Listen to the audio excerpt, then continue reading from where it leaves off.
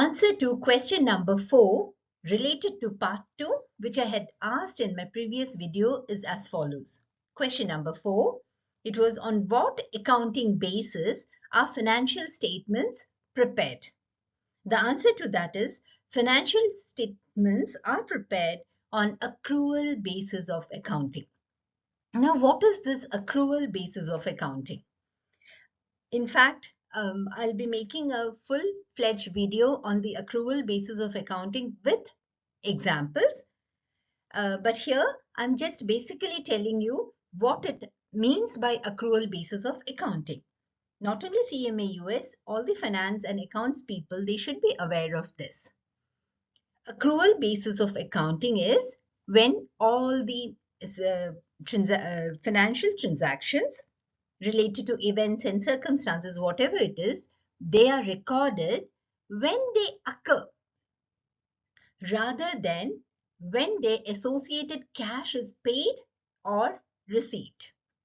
That means the financial transactions related to events and circumstances are recorded when they happen, and it's not related to when the cash related to that event or transaction is received or paid. Say, for example, in this year, in the year 2024, the salary of a particular person for 1 month, say $5,000, was not paid. So that is going to be paid in 2025. But in 2024, that salary has to be recorded as the unpaid salary or accrued salary. And that is what is known as accrual basis of accounting. Similarly, some revenue, say the company is receiving some rental revenue. Maybe you have not received it in 2024, you're going to receive it only in 2025. Still, it is recorded as a revenue in 2024. Okay, something that is outstanding that you're going to get in the next period. So that is what is known as accrual basis of accounting, where not cash basis, rather revenue is recorded when it is earned and expenses are recorded when they occur. I hope I've been able to make it clear, but I'll be posting very soon a full-fledged video on accrual basis of accounting with examples and questions, so that you all can have your base should become very strong. Next question was, the general purpose financial statements should be prepared in conformity with which accounting principles in the United States? And the answer was GAAP. That is generally accepted accounting principles. When we are studying CMA US, basically we are going to deal with dollars. So we'll be talking in millions and billions and all.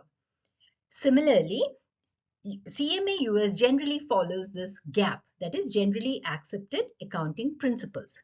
But in the CMA exam, you may be tested on IFRS also. So, when you study CMA, you will see that wherever there is a major difference between IFRS and GAAP, it will be taught to you, the difference. Like when we measure, value, long-term assets and all, there are cases where, certain rules related to their measurement, valuation and disclosure, it is different as far as GAAP and IFRS is concerned. And IFRS is International Financial Reporting Standards. So wherever that difference is there, it is mentioned in your syllabus, and we have to be aware of that. You may get questions in the exam where they may ask you, okay, what will be the answer to this question if we are following GAAP or if we are following IFRS. But generally, majority of the topics that when you come across in CMA US, it will be related to GAAP. Only in part 1, I think the first 3 chapters where you have the external financial reporting, that chapter, and measurement, valuation, disclosure of short-term and long-term assets and liabilities. In such cases, you have a difference in GAAP and IFRS. In other chapters, you generally you don't come across much about the GAAP and IFRS differences. Now, under the principle, that is generally accepted accounting principle, followed in question B above, which accounting basis is not allowed? That is, under GAAP, cash basis of accounting is not allowed. Now, what is this cash basis of accounting? Under the cash basis of accounting, revenue is recorded when the cash is received and expenses recorded when the expense is made in terms of cash, out-of-pocket expenses. That is what is cash basis of accounting, but under GAAP it is not allowed.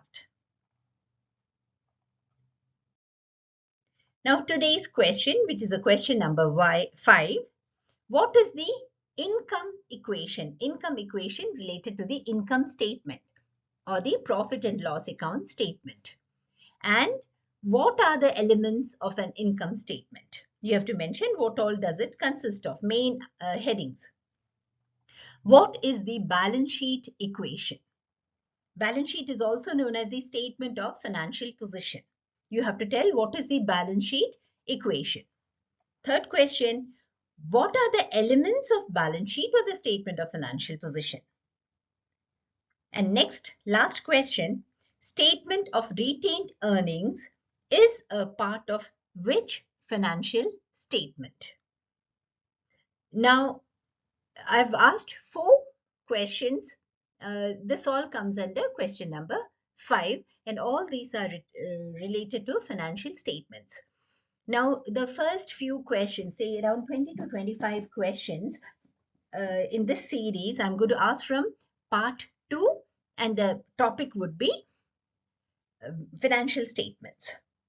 So all of you just go through it, and these all will be helpful for you in your exam preparation. Now, please do like, share, and subscribe my channel. It really matters. All of you, best wishes for your exams. Stay fit and stay happy. Bye-bye.